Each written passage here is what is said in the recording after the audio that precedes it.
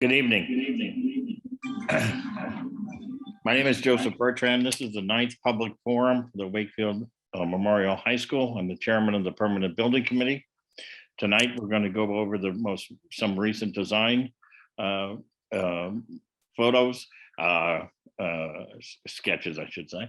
And then we will have a discussion on the various costs that have just come up. As you may realize, if you've been reading the paper, unfortunately, the cost of the estimates have increased, and hopefully we will be able to explain the reasons for that increase tonight. If you have any questions, please hold them until the end of the presentation. To begin with, I'd like to have the architect SMMA show you the various renderings that we have, most recent renderings of the proposed Wakefield Memorial High School. Brian Black is the architect who will make that presentation. Brian? Good evening, everyone. It's great to be with you again. We're going to have some images here for you in just a second. The purpose of tonight's meeting is going to be fairly heavily focused on costs and budget. But as we present all of the information to you, we wanted to do that in a way that you're also seeing what the product is, what is being envisioned for the community for a new high school, so that that's clear in your mind as you go through the process of evaluating the scope and the cost. I'm not seeing the imagery quite yet. Just give that a second to pop up. Meanwhile, we are in schematic design. We are nearing the end of this process of really establishing the scope of the project. We are generating design documents, a full drawing set, specifications to take a broad view of the project.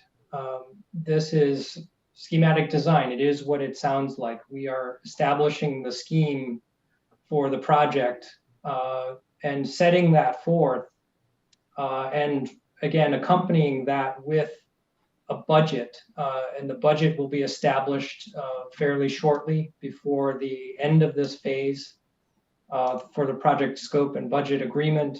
Lynn will walk everyone through the facts and figures there. But I wanted to just refresh everyone what the design is looking like. We have worked with the administration, educators, staff, students, parents, the whole community, and we've been listening this whole time. And hopefully you see the result of that in the project. It really is the vision of the community that we are designing to, and trying to put that out front here. So here we see a view of the front of the building. It takes one of the sort of weaker aspects of the current design, the current high school, the library or media center, as we now call it, and we're putting it front and center. So that is the piece at the center of the school that really animates it and puts that sort of signature space of the educational mission right in the front. And so that becomes a wayfinding element. It tells you where the front door of the building is. You can see it from Farm Street. Here we are overlooking the project. It's a 260,000 square foot, to give or take a few, project, which is only about 10,000 or a fraction of a percent bigger than the current school, but it's just designed much, much more efficiently. The wayfinding is going to be tremendously better than in the current school. The adjacencies will be far superior to what you find in the current school. And so there are a lot of intangibles that we're building into the project. The tangible elements that you see here are responding to what we see in the community again. So we're taking our cues from some of the historic elements or architecture of Wakefield, where we've developed a brick masonry scheme, which is consistent with the other schools of the district. We're making it look like a building of its time. So it's got metal elements and glass. And so it really is the past meeting the future here in the school. And we hope that is consistent with kind of the brand of the district in terms of the schools. There are many details that we'll develop as we go further. We're really excited to do that. The educational elements of, adjacencies of interdisciplinary work, connections to nature and the outdoors, all of that extends to the outdoors. So we've got a series of outdoor classrooms. During COVID, we found that that's a very appreciated aspect of the design, the ability to go and have classes outdoors. You can see it here on 2 levels. There's a terrace element here as well for environmental science and potentially just an outdoor gathering space. Next slide, please. More views around sort of the east side of the building, which is facing the forested buffer toward the neighborhood behind the school. But we're taking advantage of those spaces and opening the school wings so that they allow for outdoor classrooms and passageways across the campus and really interconnect all of the elements of the campus. There will be a new Beasley Oval constructed after the building structure is finished, among other improvements across the site. As we go into the interior, you can see that, again, the conceptual thinking has really started to make its way into the inside of the building. We're looking for environments that are fairly kind of serene in their backdrop. There are a few highlights of kind of warm elements that we're pursuing as a kind of a wood look for some of them to create warmth and, again, a sort of a underlying calm to it all. The next slide will show that the central heart of the school is a 2-story space. It connects to the media center, which is that bridge-like element in the right-hand distance. So you really have an active center that is not only social, but educational and highly functional. It's a space that we think will be used throughout the day. And it will be a place like here, the media center, where we feel students are really going to want to be in this space. It's got views out the front of the school. It gets plenty of sunlight. There are differentiated environments for seating, for research, for study, for quiet reading, for maker activities within that space. The Volpe archives are moving over into this space in their own room. And so, again, we feel like we've taken some of the challenges of the existing school, we've inverted and made those really a feature. The next couple of slides we don't have those, but we are excited to develop the interior also in terms of its coloration. And really, the exciting part is imbuing it with kind of the branding and the culture of the school and of the community, which you'll see sort of throughout and using the surfaces of the interior to create, again, a building that's really of its place and of its time. And again, excited for where we are. But with that, I think we move over into looking at the cost picture. Good evening, everybody. I just wanted to first start off with a little bit about what schematic design is about. Basically, it is identifying all aspects of a project at a very preliminary level.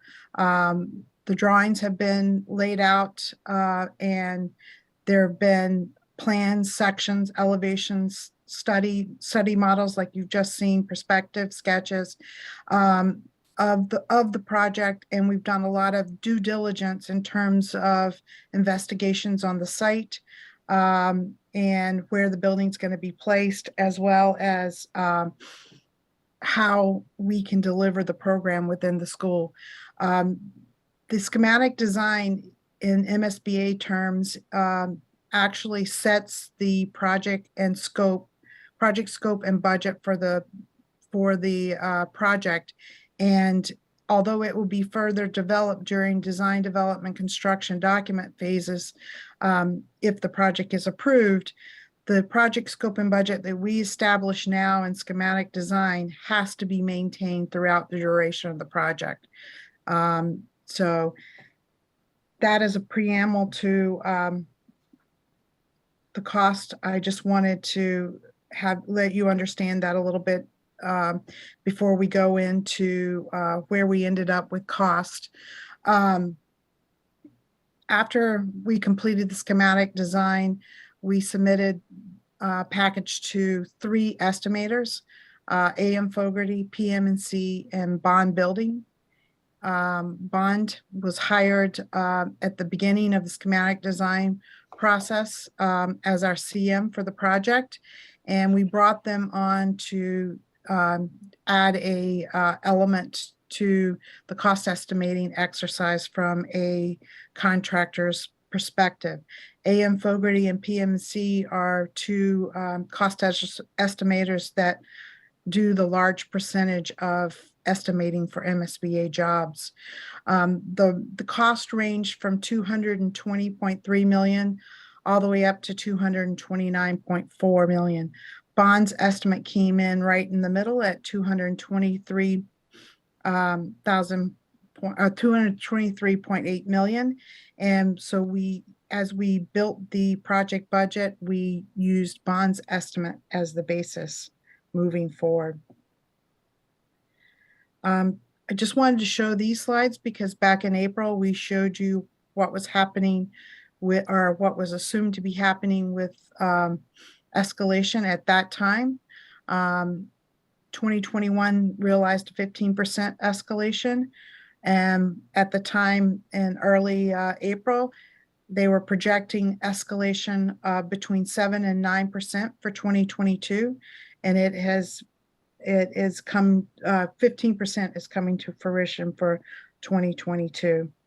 And as we look forward, we were assuming that escalation was going to start to level off back to a normal 4, maybe a little higher at 5%. But what is from all the cost indexes that we looked at, it appears that escalation is being projected at between 10 and 15% for 2023. And with the fact that we delayed our construction start a little bit, just based on how the construction logistics fell out, we're anticipating another approximately 4% from the time frame we were initially starting until summer of 2024. So just in a nutshell, going from April 2022 to September 2022, we saw a 21.5% change in construction cost. And again, just so everybody understands what construction cost entails, it is the cost of all site structure cost, general requirements, bond premiums, contractor overhead and profit, anything related to the construction and site work on a site. The total project cost changed from April to October, 19.6%. We were able to make some efficiencies in the soft costs related, and soft costs have to do with everything else that is required to for a project outside of construction costs. It could be fees, it could be fit out of the building with furniture and technology, moving costs, various costs like that. The total project cost is everything that goes into the development of a project. So we looked at spaces that were unique to Wakefield Memorial High School, and the town of Wakefield itself. These were outside of the MSBA guidelines, but they were spaces that actually exist in the existing school, and we've replicated them in kind as they are an integral part of Wakefield's educational program and delivery. In some of these spaces that are could be totally separate from the school, such as WCAT, district offices, spaces like that, we've incorporated them because they currently exist within the high school, and if we didn't incorporate them, they would become standalone projects for the town, which would likely cost more money if they had to be replicated on their own. So people asked, what does it mean when we go over MSBA guidelines? MSBA guidelines basically provide minimally what a school needs.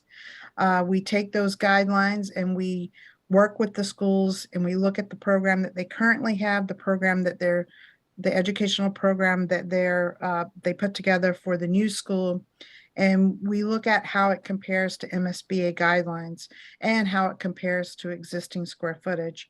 When you look at these spaces, these are the categories of spaces that MSBA has on their space, what they call their space summary template: core academic spaces, special education, art and music, vocation and technology, health and physical education, media center.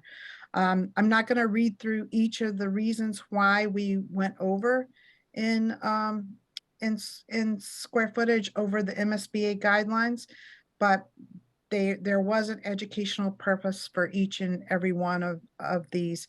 And some, such as the core academic and the special education, is likely that they will not, MSBA will not penalize us for going over in those categories. So in total, we had 36,624 square feet of ineligible space. We had a larger group of 7,927 in the other category, which I will explain moving forward on this next slide. I don't know how this, oops.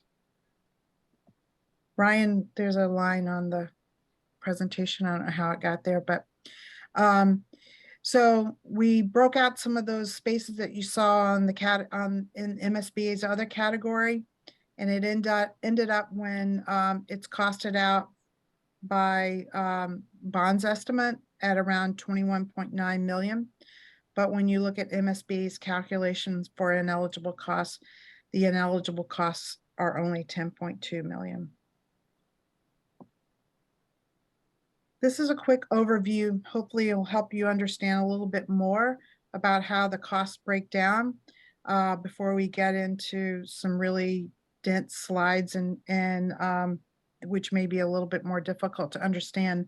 But the total project cost at 273.7 million, when we take away the ineligible costs for each of the categories that we spoke about, we end up, it gets backed out of that 273.7 million, and we end up with an eligible cost, the second gray column, of $109.6 million.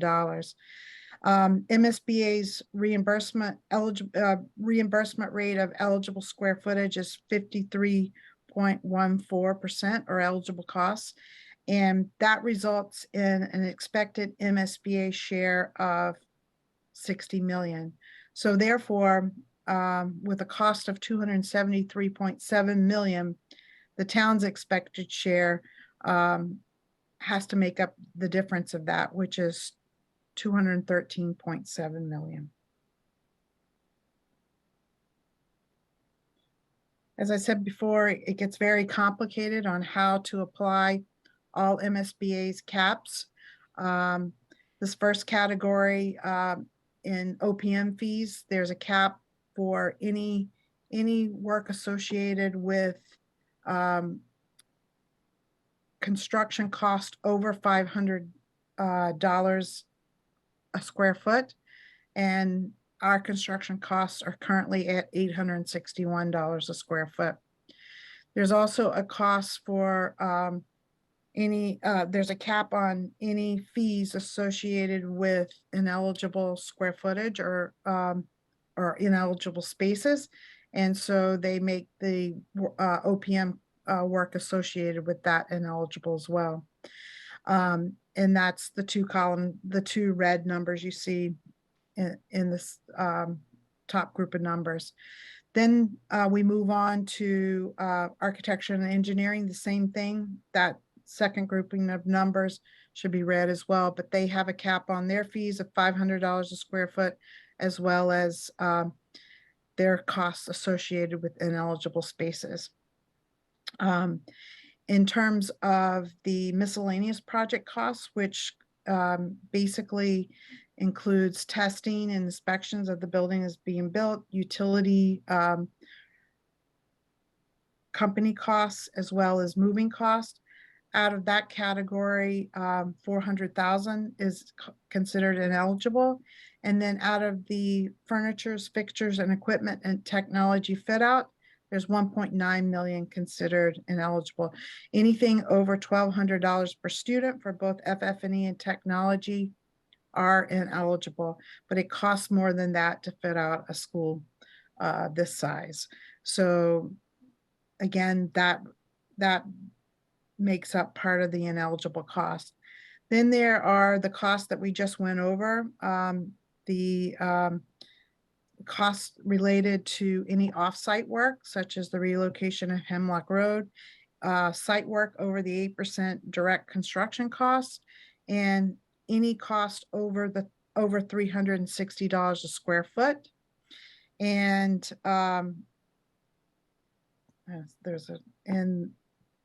any markups on that cost over $360 a square foot.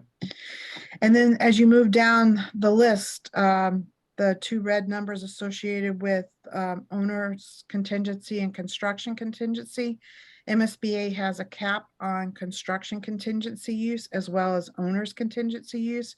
They'll only pay a small fraction of owner's contingency and up to 50%, and construction contingency, they only pay approximately 20% is eligible, but they cap it at 1% of the cost of construction. So this all breaks down to what you saw on the waterfall chart. We had a project cost of $273.7 million, and we had non-allowable space cost at $162.7 million, with allowable cost at $112.9, and an MSBA share of $60 million, which roughly gives us an effective reimbursement rate of 21.93%.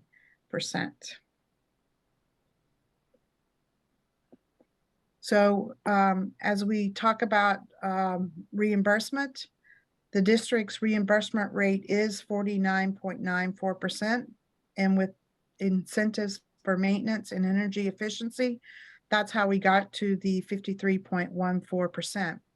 But it's not 53.14% of all cost.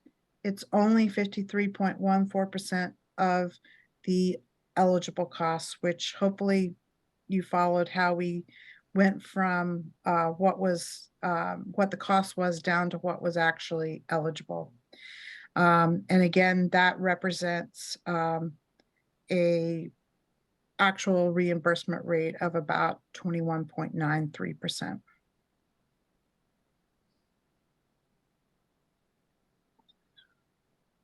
So this is a recent Boston Annual Building Cost Index that we used.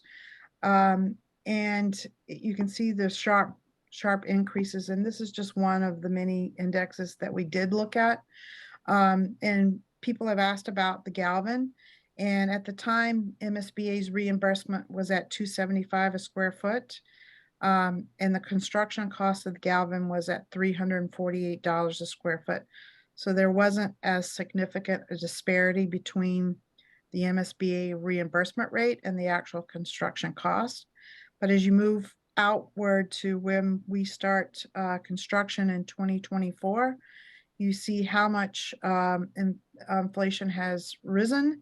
And with MSBA only participating in $360 a square foot, and with our construction costs currently at $861 a square foot. And as you can see, even when we had economic downturns in the past, the inflation doesn't go negative, it just flattens out.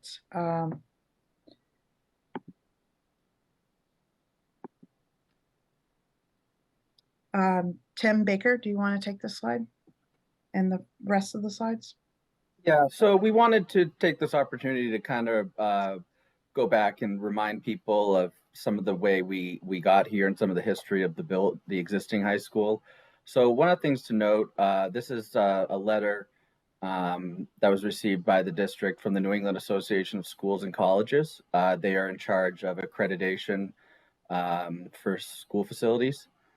So the district was, they basically have had a ongoing situation regarding accreditation with the high school due to some facility assessment regarding overcrowding and inadequate spaces. I know the district has rectified some of the outstanding issues, but some remain. And the district was put on notice in October 2011 that these conditions must be approved. And then as of March 2019, the high school was notified again from NEASC that their accreditation status had been changed from warning to probation due to deficiencies in the existing building.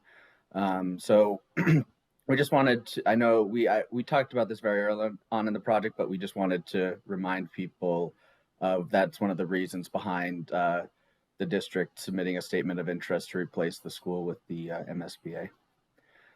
We also were made aware of a local newspaper article that talked about some of the values we discussed before the, I believe it was the school committee last week. And we just realized that we needed to provide a little additional context and clarification to basically some of the information in that was information that they received from us, but it was lacking some of the context. So the numbers that you saw in that editorial were primarily based on the average home value tax increase, which we put together this chart to show you basically at intervals of 100,000 what your annual tax impact, because the valuation of your house, as you can see, greatly changes what the impact will be. And then we broke it down annual and per month. So this presentation will be posted to the website, so you will be able to access it later. Lynn, if you can go to the next slide. We also wanted to show that I think the article stated that the tax rate, the increase was going to be $1,300 approximate every year for the next 30 years. And we just wanted to highlight, this is just a snippet. This is over, I believe, 10 years till 2033 of a 30-year bond. So these are not the full numbers. It just, was too much to put on a single slide. So what we wanted here to show here was basically to show that as the principal of the bond is paid off over time, that your annual tax impact will also decrease over time as well. And so you can see, just looking at an example, for the $600,000 appraisal range, you'll start out at 1188, but about 10 years, it'll be around half of that. And I think the original average was based on 700,000. Yeah, the original average is based, 701 or 2,000, something like that. Yep.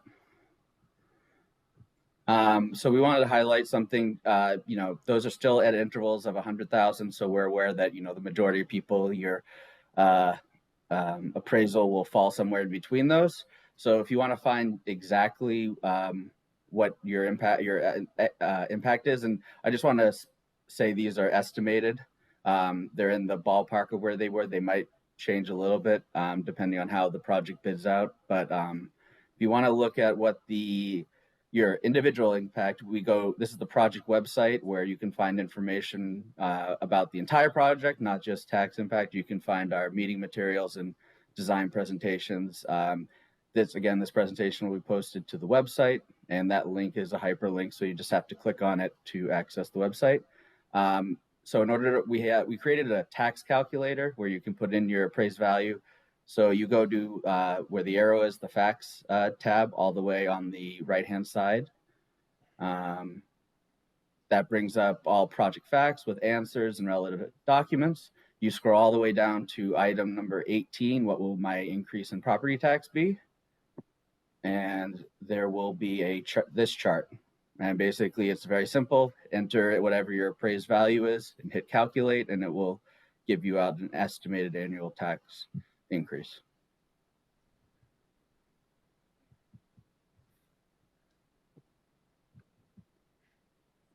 That concludes the presentation. We're open to take questions now.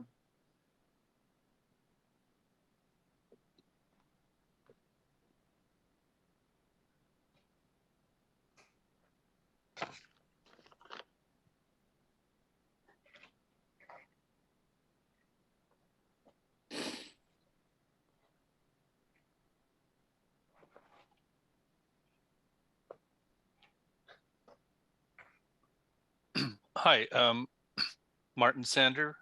Question about the grid of sizes and so on. The allowable size by the authority versus what we've decided versus what we have now. I'm seeing that the library is about 50% of what we have currently, and the gym is what, like 2/3? Does that sound about right?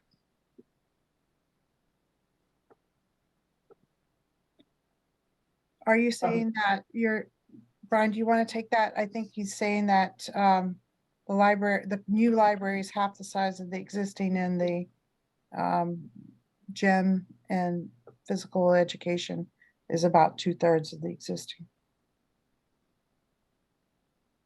So the gym is roughly equivalent. It's actually slightly larger than the existing field house. The existing field house is 17,000 square feet, and the new gym is designed at 18,000, which is the maximum that MSBA will participate in. In terms of the media center, we're designing to 6,750 square feet. The existing media center, the reading room portion is 8,381. There's also a computer lab, library classroom, office space, the archive room, book storage. These are all elements of it. But I think this is an example where it's a space that is quite inefficient in terms of how it's used for storage, etc. So we've reviewed the media center design with the librarian. And she's the one who wrote the educational program, which the MSBA praised quite profusely. She's very happy with the space that we're providing. So I think sometimes the quantity of spaces can be a little bit misleading due to the lack of efficiency in the way that the current school is designed or was added on to.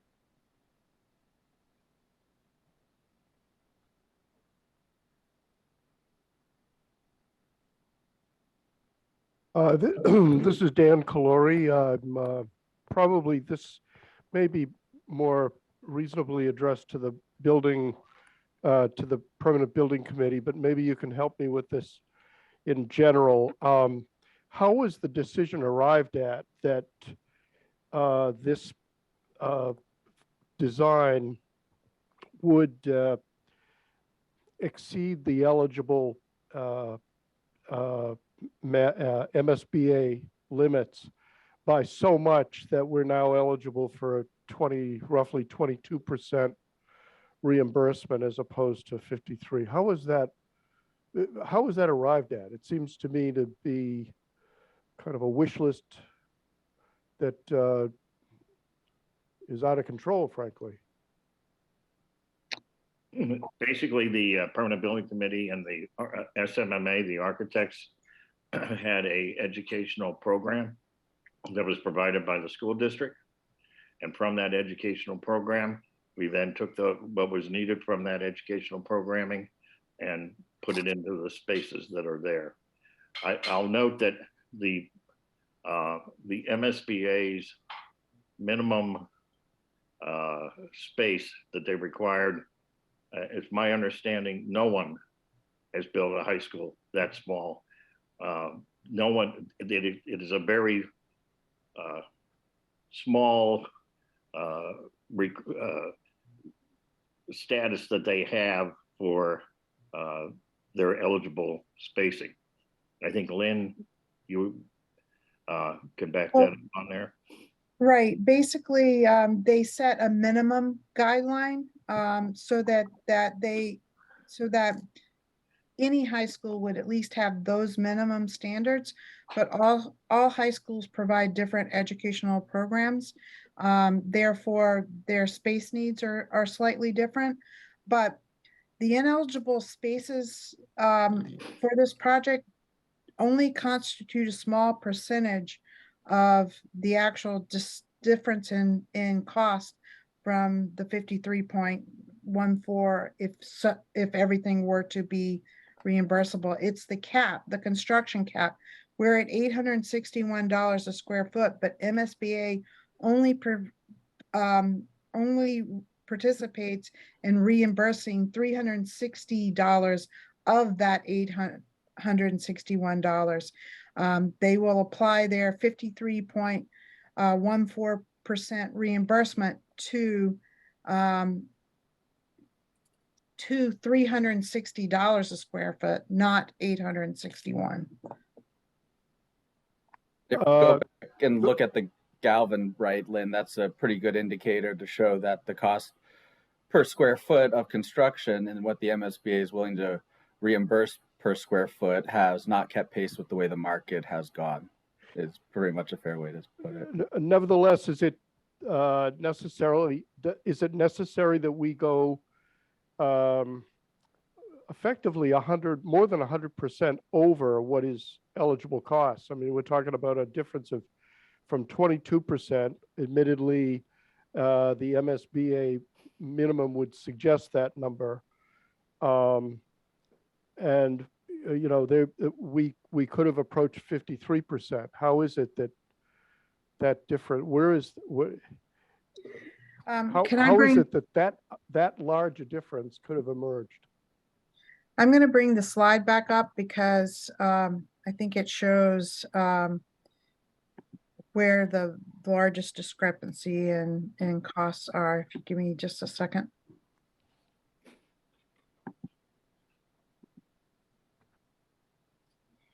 And Lynn, I think it's worth noting that our square footage was the same when we did the pricing exercise at PSR. It's the square foot cost that shot up dramatically over the last half a year that is causing the majority of the cost difference that you're seeing. And with the reimbursement remaining flat, how much of that drives the percentage reimbursement down? How much of that square footage cost excess? Never mind. Just go ahead and show us what you're going to show us. If you look at this column here, it's 162 million or 162.7 million that is not eligible, and that is all related to MSBA's construction caps.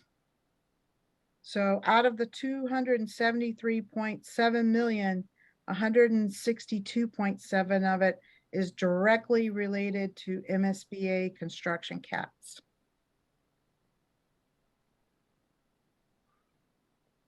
So in the difference from the 162 to the 100 and basically 113 eligible costs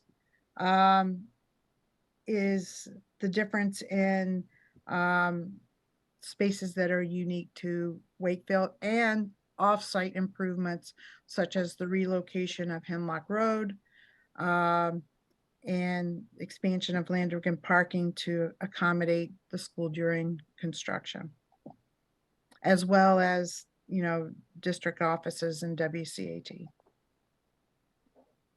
Okay, I'm getting a little lost in the numbers here, but I guess you can tell from my comments that this seems to be excessive by a major factor. And I guess I'd like to put the question this way. Where do you see in this list of numbers places where we can possibly save? And I'm talking about substantial savings. I'm talking about you know, getting $100 million off this cost. Where do you see those things happening? I don't see that happening, to be honest. You would, because of the square footage cost of $860 a square foot, I don't see how it could be done at this stage. There may be some areas that could be cut. I don't know yet. We haven't looked at that yet. This just came in, but I'm telling you, not 100 million.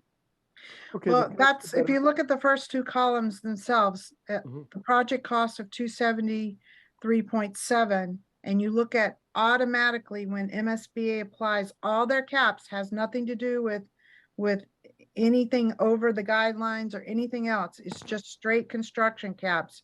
You're already paying 100% by the town, 162.7 million. right.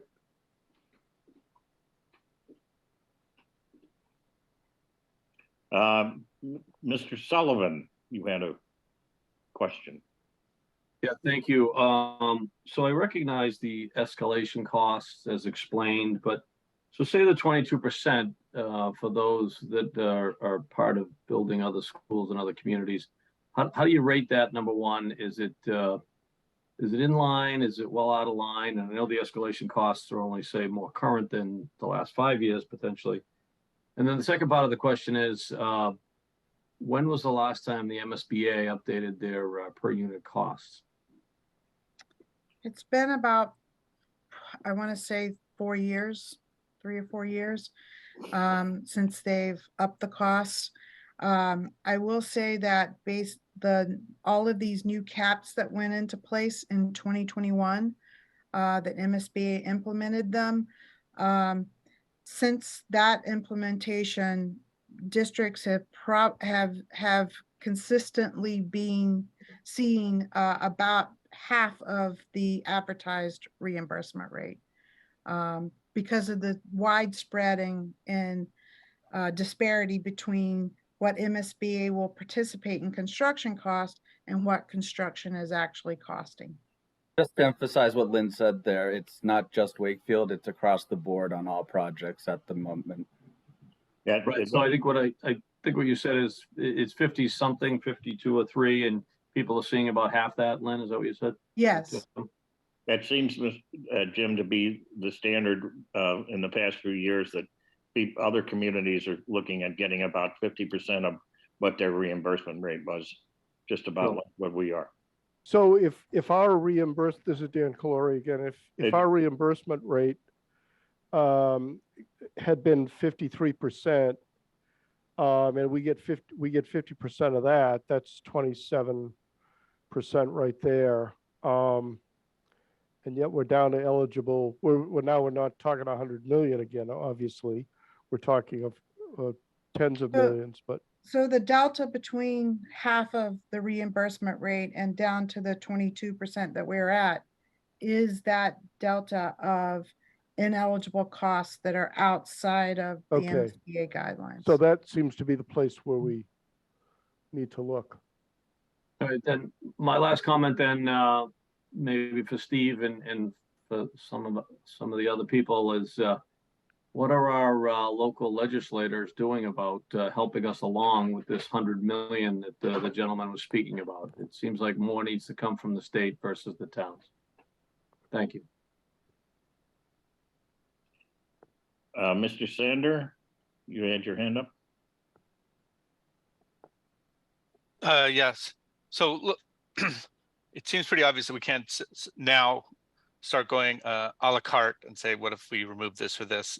As was mentioned, if it's not substantial, there's no real value in nickel and diming at this point. What's the risk?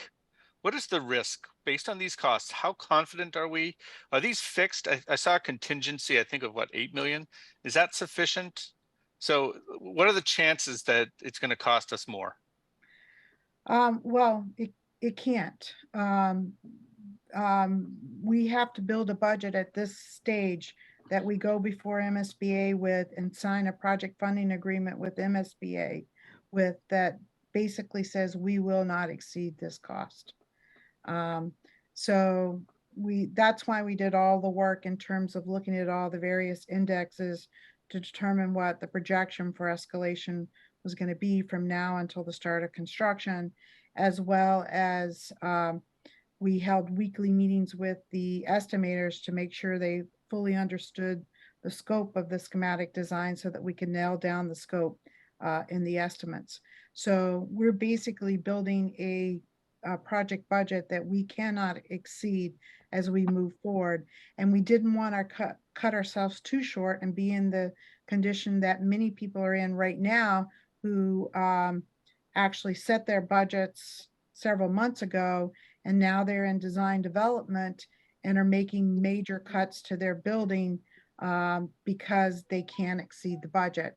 I mean, going from brick to concrete block for the exterior of the building to save as much money as they can.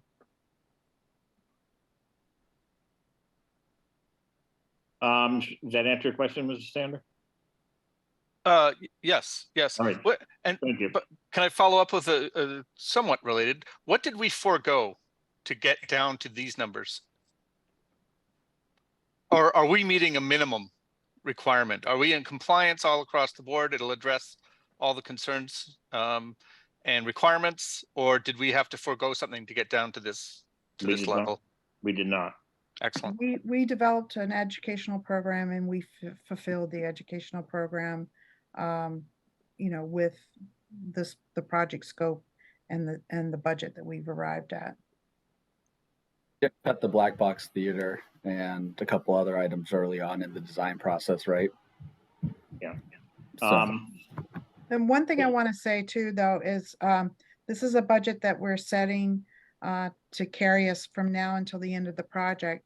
However, there will be opportunities at each design phase as we move forward to see if we can't sharpen the pencil on some of, or look at various ways of doing some of the work as we move forward and potentially save money. But we didn't want to cut ourselves too short at this point because, again, like I said, we'd have to be cutting scope as we move forward if we had to reduce costs back down to a lower budget than this. Lynn, Mr. Mayo wishes to take a stab at Mr. Sullivan's question earlier. Mr. Mayo. Thank you, Joe. Thanks for the question, Jim Sullivan. Just want to let you know that this is an issue. The reimbursement per square footage dilemma is not foreign to the SBA. I had a long conversation with Jack McCarthy, who is the executive director, who we all may remember him, that he came and spoke at the dedication of the Galvin School. So he's very aware of what's going on with the SBA. And I've spoken with him about that. He has spoken to our state delegation, as had I. And there are really two problems here. There is the SBA getting funding in the long term to make sure that this problem can be handled in the long run.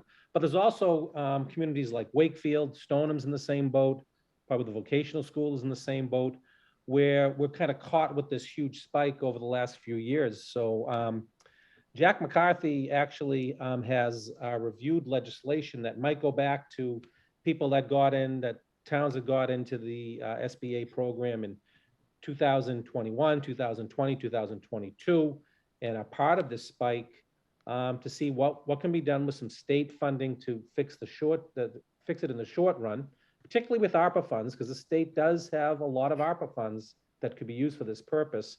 And then looking at a longer funding source for the future. I also know that Town Councilor Chines, who is, I believe, on this call, and who has been serves on the MMA, I think it's the Finance Subcommittee of the Mass Municipal. They've also looked at this and have also been putting pressure on the SBA. So I think we're putting all guns at the SBA to see what we can do to get reimbursed for these for this shortfall here, because it really is part and parcel is that drop from 50% of eligible costs to 26 is really the killer here.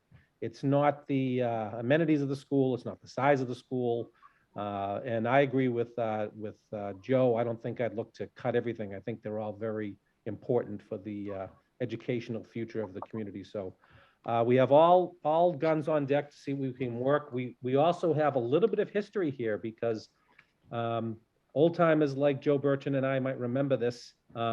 When we built the Woodville, the funding was a little different with the SBA back then.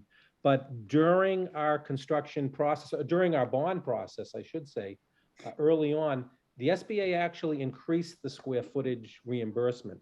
We were able to go back and get a little bit more from them in that regard to help out. And I think Lynn was involved in that as well. So, we're really trying to go forward, and I wouldn't lose hope, but we have to plan for the worst, and that's what these numbers show.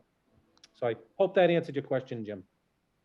No, thanks. A lot of good information there, Steve. Appreciate it. Yeah, thanks for the old timer comment too, Steve. Yeah, well, I'm in with you, Joe. So. There was a person Dr. hand up. Dr. Lyons has a comment to make. Lynn. Excuse me? RS had a hand up earlier. I'm going to do it. Yeah, Okay. I'm Ira, Rick Stewart. Look, I've been listening to the conversation, and I'm going to be honest with you, the number's shocking, and it's not sustainable. And I understand what Mr. Mayo said, and I've heard what other people have said. There's got to be some no in this project, and there doesn't seem to be any. I'll give you a couple of examples of where you're going to have to potentially think of no. When we built the Galvin, we had to put a new auditorium in there. Made all the sense in the world. And just putting up 20+ million for the new vocational school, there's going to be an auditorium up there. Now we're going to add a third auditorium in the Wakefield High School. Why do we need 3 auditoriums about a quarter mile away in that distance in Wakefield? Why 3? That's one. If we rebuild and we put the new Beasley there, we'll have 4 football fields and ovals just on Hemlock Road. Do we really need 4 football fields on Hemlock Road? And then we're talking about changing the path of Hemlock Road. It's been that way for 60 years. Vocational schools moving their driveway up to the Saugus line. So why are we spending money to change Hemlock Road after they're going to move the majority of their traffic away from there? Just 3 examples. Right off the bat. WCAT doesn't need to be there at $850 a square foot. The superintendent's office doesn't need to be there at $850 a square foot. These are the numbers where no has to come in. And if no doesn't come in, you guys are risking a really good chance the whole thing's going down. That number that we keep talking about, 1,100, whatever, That doesn't include the money we've already been asked to pay for the new vocational school. It doesn't include the money we're still paying for the Galvin. It doesn't include the annual increases we get anyhow for the regular operation of the town. And let's be honest, it isn't going to be long before the people in Greenwood are going to say, what about our school? We got the oldest building in the town. We want a new school too. Where does the spending end? It's unsustainable. And this number here is shocking. And it needs to be dealt with. And it can't just be, well, we're hoping or we're planning or we think something's going to happen. You got to work with what you have. The number is way out of line. And yeah, part of it's timing. The numbers are crazy right now. But if we're not going to take a real serious look and knock some of this off, you got a real good chance this whole thing's going down. Come the vote in town meeting and then the vote that's going to follow it. It's just not sustainable. That's my 2 cents worth. Thank you, sir.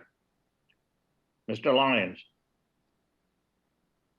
Thank you, Joe. I just wanted to go back to Jim Sullivan's question about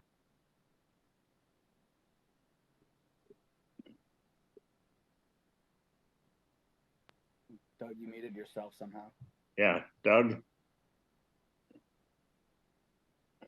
so how about now? Is that better? Yeah.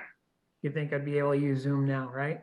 Anyway, back to Jim Sullivan's comments about being in touch with our legislators. I think Steve covered a good portion of that.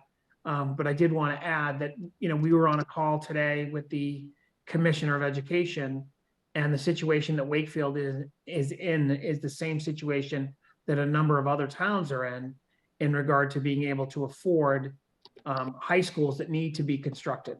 Okay. So the other point that was not brought up in earlier comments around the need for a new high school was not only about accreditation. The accreditation was a piece of this, but there's also an ADA accessibility issue.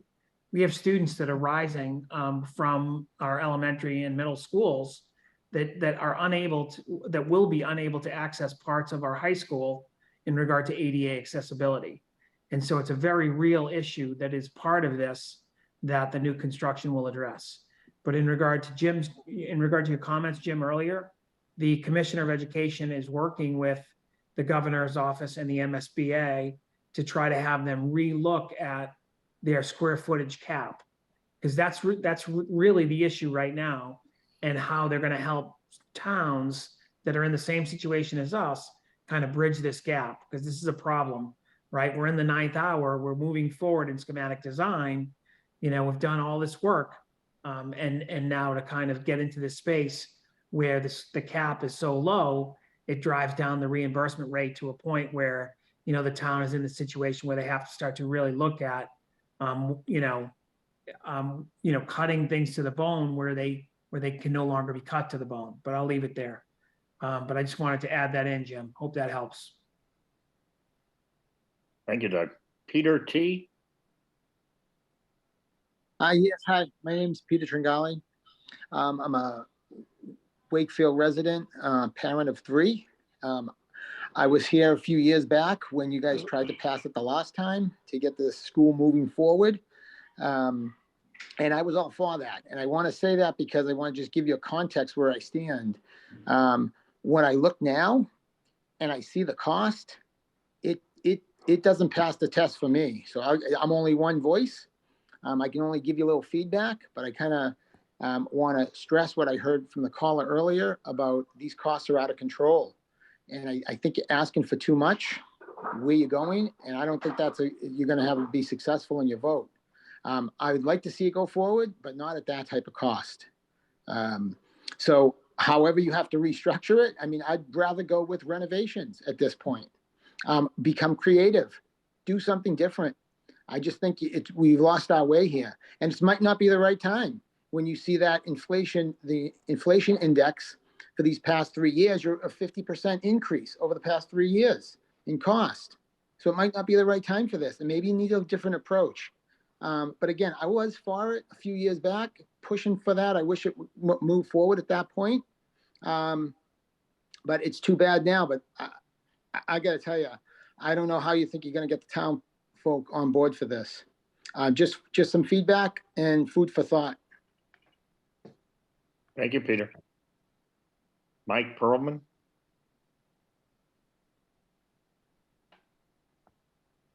Hi, I have, I guess, three questions if you have time. A lot of it's primarily based around cost, but I guess I was looking through my old notes, and we had a building status forum on March 28th of 2019. And I actually took some notes from that and found them, which is miraculous. But so what I saw from that, if I got it right at the time, was that we were getting ready to put another SOI out to the MSBA for 2019. And it said the 2016 plan was 136 million to renovate, would then there be no reimbursement, or 135 million, basically the same, to rebuild with a 50% reimbursement. So I guess I'm not as concerned about, or surprised about, the 220 million older estimate going to 270 million in this ultra high inflationary period, but rather how did we get from 135 million to 270 million in 6 years, basically 2x, 100% in 6 years. And I realized that a lot of what we had just said is that a lot of this is based on MSBA caps, on the costs per square foot and sizes of spaces, and a little bit on program related, special items that we need or want in the school.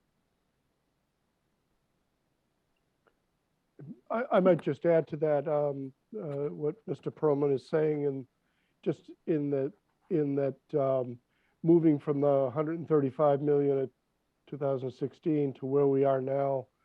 I mentioned the number of 100 million before, and that's the reference, those two numbers.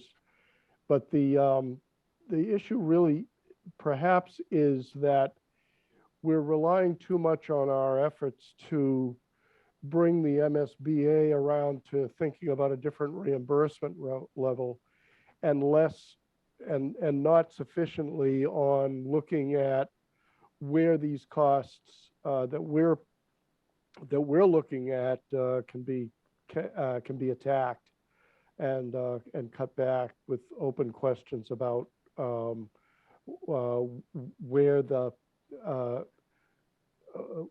what the necessity is of those things. I can just briefly answer. The 2016 had to do with a different architect by the name of Dora. Their name is Dora and Whittier, and they did a very simple, not in any great detail, estimate that was done based on a pure square footage at the time and the cost at that time. So back in 2016, you look at what the cost of construction was on the square footage and think about the Galvin. The Galvin was about $360 a square foot. Okay, so take that now to $860 a square foot, and there's your answer. It's the square footage cost of construction.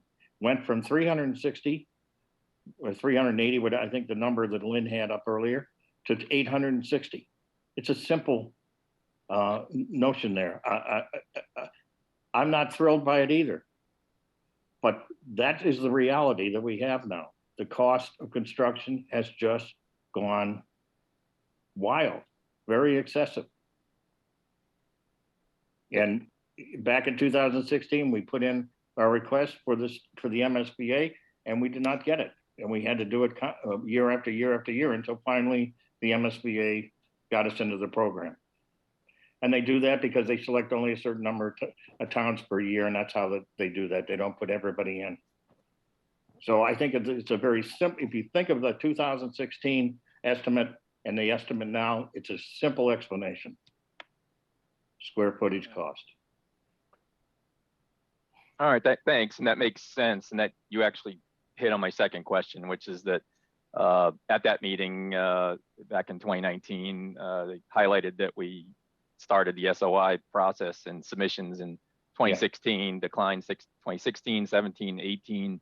I think the 2019 is the one we're talking about that we finally got accepted. I think it was right? 20, wasn't or was it? it 2020? Yeah, it might have been 2020. So right. So I guess I'm curious if I understand nobody could have foreseen the events of the last few years, but can we use the fact that the MSBA denied us for 4 years prior for other schools that had deemed higher need? But nonetheless, without knowing the future, they kind of pushed us into this extremely high building cost environment as a negotiating point for trying to get a better reimbursement. I don't think we can negotiate with the state agency. I think they have to make their policies different and increase their costs. And hopefully that's what they will be doing. All right. Last question ties sort of into the priors, but I noted also from that meeting that Jason Lewis said that that if this is voted down by the town, once we were accepted into the program, that we move to the bottom of the MSBA list, and could be a very long time before we would make it back to, to be able to be accepted again. So my question is, how do we sell it to people who fully believe in the project's needs, but are shocked by the cost, like Peter T just said? How do we get, how do we get this through and not have the worst case scenario of paying all this money to get to this point, and MSBA approval, and then losing it? As a member of the Permanent Building Committee, it is our job to present the facts to the town. These are the facts, and it's going to be up to the town meeting members and eventually to vote for debt exclusion. It's, we wish there was 380 a square foot, but it's not. Yeah. I mean, it feels like we need a sales or a marketing person involved aside from the data from your side. Thank you. We're not allowed by law to advocate the committee members and or any employee of the town, or as people who represent the town. We're not allowed to tell you yes, no, maybe so. We can only give you the facts. Otherwise, we're violating campaign finance law. Got it. So outside organizations, I guess. Yeah, that's why they have their political action committees involved with helping to get it passed, because that's their whole point, is they can advocate, we can't. Got it. Thank you. Thank you. Thanks a lot. Appreciate it. There's a question on the chat. If escalation rates end up being overstated and the costs come in lower, can we assume taxpayers will see a decrease in what they will owe each year? The answer easily to me is yes. Yes. Yes. I think there's more questions as well. Oh, that's right. I didn't go through that. Sorry. Yeah, I don't have them. it's hard for me to see them. Hold on. Andy Bray has his hand up while you're looking for that, okay? Thank you, Joe. Yeah, just a couple of thoughts. I mean, as somebody that's been following this project since that preliminary feasibility study that Dorn and Whittier did, I just have to commend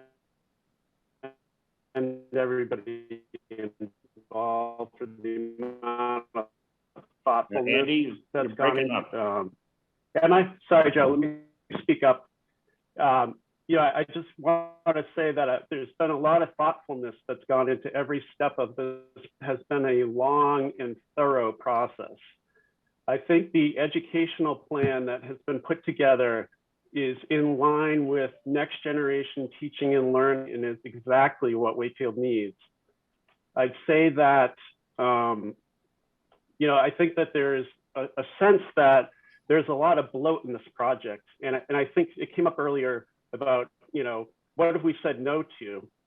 And in reality, in developing the educational plan and fielding requests from various departments and various interests, I feel like the group has said no to a number of things that could be seen or would have been seen as bloat. And the reasons for that vary from, the need not being great enough to it just being beyond the scope of what we want to try to do. So I feel like a lot of hard decisions have been made to get to this point. I think that it's been clearly stated that the bulk of these exceedances are a result of the inadequate square footage rate from the MSBA. And I really hope something happens on that related to this project.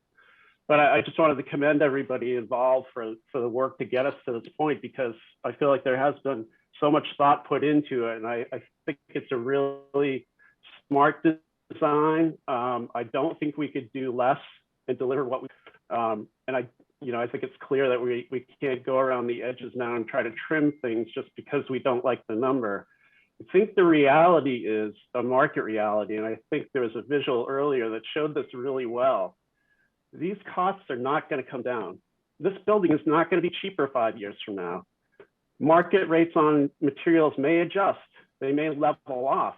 They aren't going to go down. And I think if the Galvin project taught us anything, from the first time we tried to get it done in 2002, and we were looking at a price of 38 million, to the time when we did get it done, and we ended up with a price tag of 74 million, and that's within less than a 10-year span. I really don't want to see Wakefield end up in that same situation with the high school. I think we have to act now, and we really can't wait. And I do say that I am hearing a lot of support from across town, from elderly and the like, for this project, and just a recognition that there's lots of hard choices in life, and this is one of them, and we have to get it done. It's not gonna go away. Thank you. Thank you, Andy. On the chat, there's a question, and I don't know if Lynn, maybe you can answer this. What was the cost of the Saugus High School per square foot? I don't have that cost, I'm sorry. Helen or Brian, do you have any idea what that was?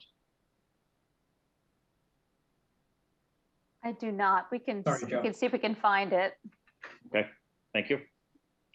The next question is, the MSBA considering an increase in caps due to inflation? We only hope so. That's about all I can answer to that one. Hopefully they will be. The next question on the chat, I don't see anybody else with their hands up. Trying to understand why our tax impact will go down every year. When you pay a mortgage, the payment stays the same, even though the principal decreases over time, unless this isn't a fixed payment over 30 years, and the tax payment calculator on your website does not indicate a decrease, just one payment. So anybody can answer that? It's just, yeah, it doesn't indicate a decrease. I guess we should update that with a note. It's just giving you the initial tax plan, the initial year tax increase for planning purposes.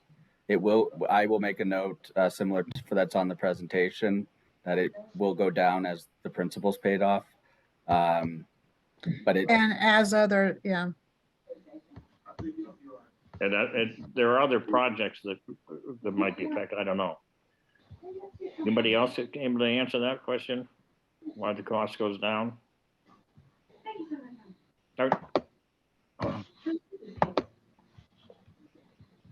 Hello.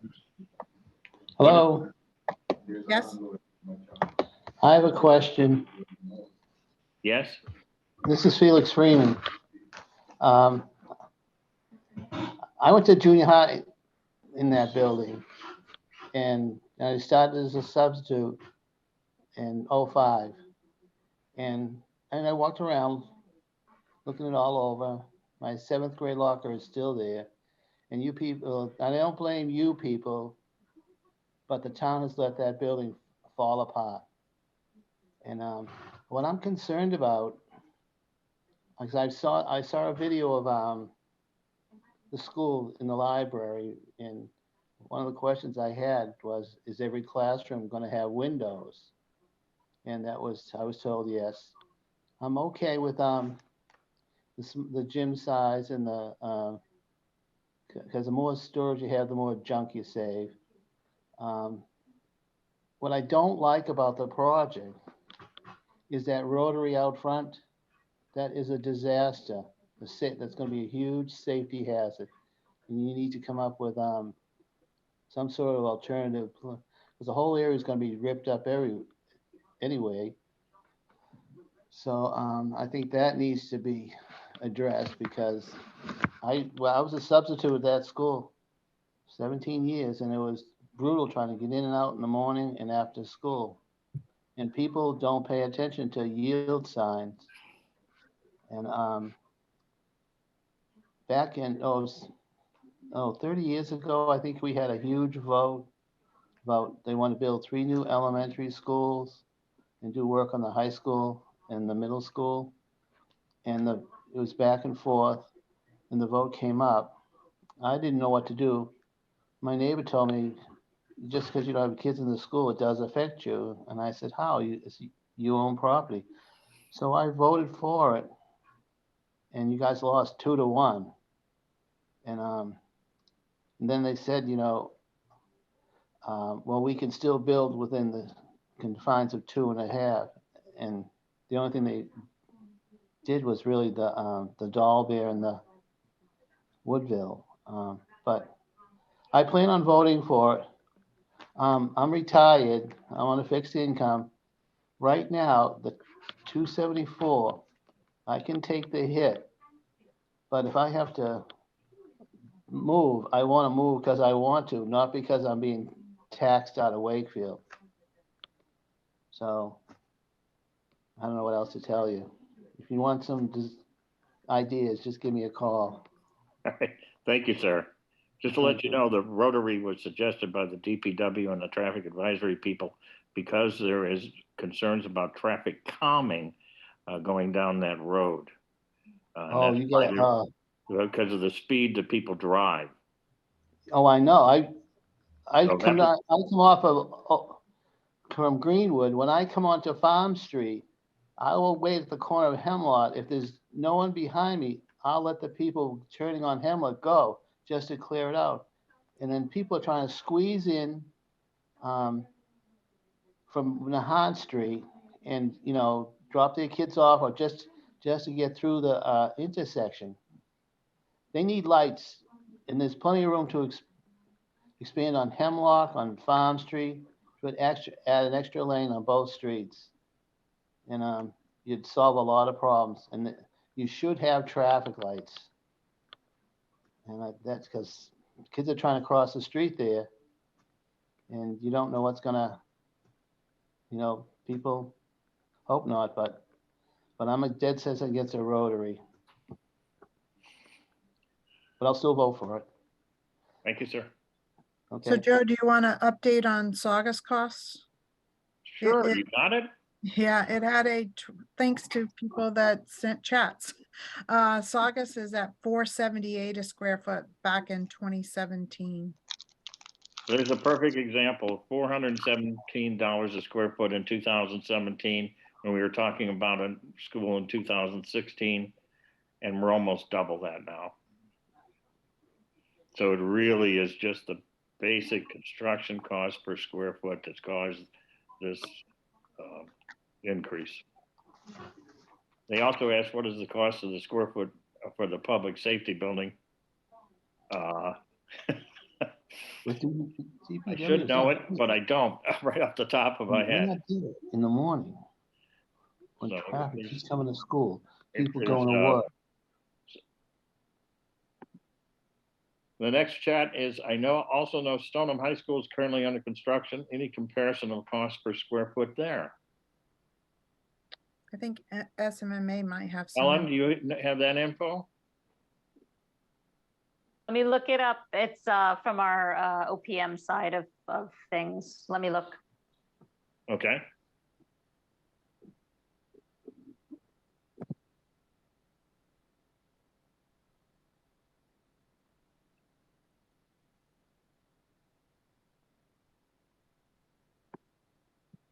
There is another part of the next part of the chat that says we're looking at a $40,000 price tag per household over 30 years.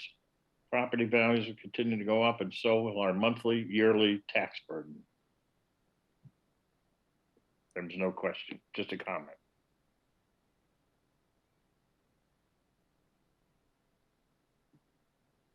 And also there's another chat I wanted to know, Steve, Mr. Mayo, can you answer the question on the payment question, whether it goes down over the 30 years?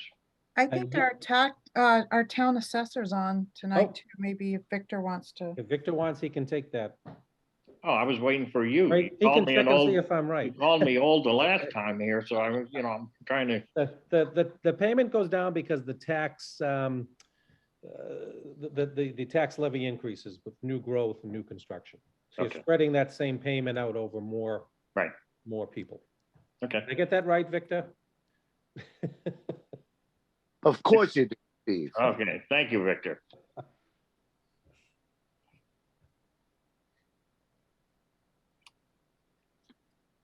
Okay. Does anybody else have any questions or comments? Stonham's cost per square foot is $741. That's based on the MSBA website. I do know that was at the time of project scope and budget, which is the phase that we're currently in, and that was probably close to a year ago, correct? Right, it's probably gone up by now, right? I think they, from what I understood, is that they're in design development and they had, they're having to do some significant value engineering because their costs They're are in, a little they're in bit early higher than their packages.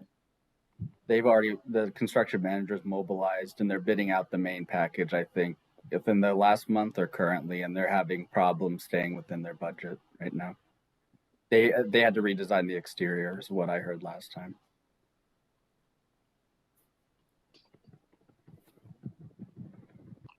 Okay.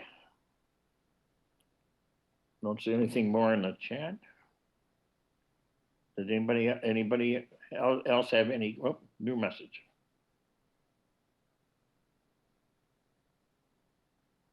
Question was said, considered keeping the field house and music department.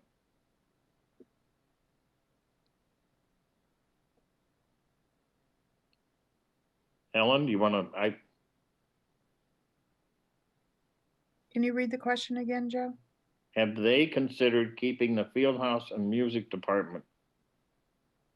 And then it says original building. I guess maybe the question is, did we look at renovations? I assume that's probably what they're talking about. There were three different options, main options that were looked at. One was to put the present building up to code so that it would meet all the applicable building codes of present day. And that came out to be a certain amount of money, which actually was the same amount as the new building at the time. We then looked at a complete renovation, a total renovation, partial renovations, where we did keep the field house, we did keep part of the music department, we did keep WCAT where it was, we did various iterations of renovations that were done to see if that was a cost savior. And it was determined that the disruption that would occur, the excessive cost of you would have to move students into trailers. There would be excessive costs regarding that were not reimbursable. There was an enormous amount of unreimbursable cost in that renovation that it was then decided that the best route forward was a new high school. And the costs were relatively close to new construction.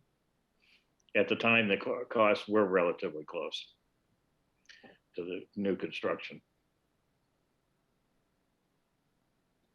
There's also a question that says, what are the operating costs of the building compared to the old building?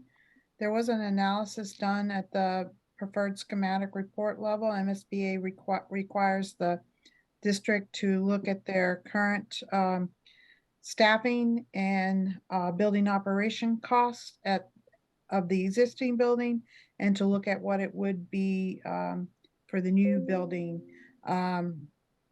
And that was done, and I don't have the numbers in front of me, but it is included in the preferred schematic report that's on the website.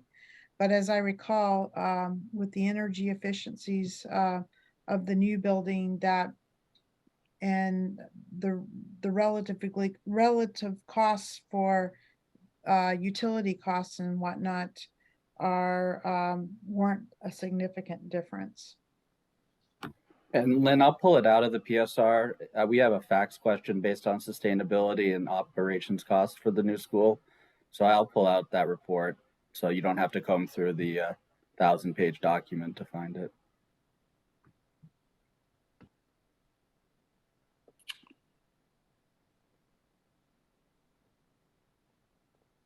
Okay, is there any other questions or comments?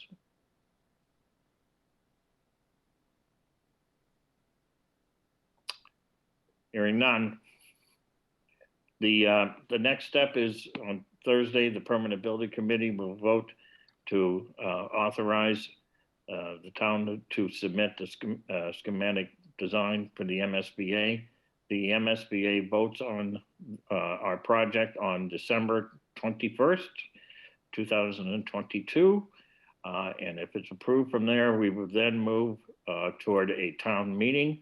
Mr. Mayo, I assume a special town meeting for the purposes of the high school. And then as a result of, if that passes, it would then go to a vote of the entire community. We have attempted, the Permanent Building Committee has attempted to keep the community informed as much as possible.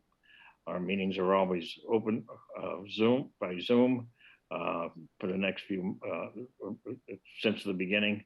And as I indicated in the beginning, this is our 9th public forum. So if you continue to have questions, Lynn, what is the process that people have to continue to ask questions through the website or what? Yes, they can go to the website and there's information on how to submit questions. If you can't find what you're looking for on the website itself. And you can submit comments, whatever you so wish. They will be distributed to the members of the Permanent Building Committee and to the project team.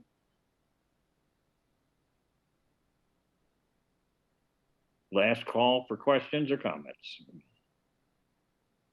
Thank you very much for your time. And we will move forward. Thank you. Thank you. Thanks, Ellen. Thanks, Brian. Thanks, Lynn. Thanks, Tim. Thanks.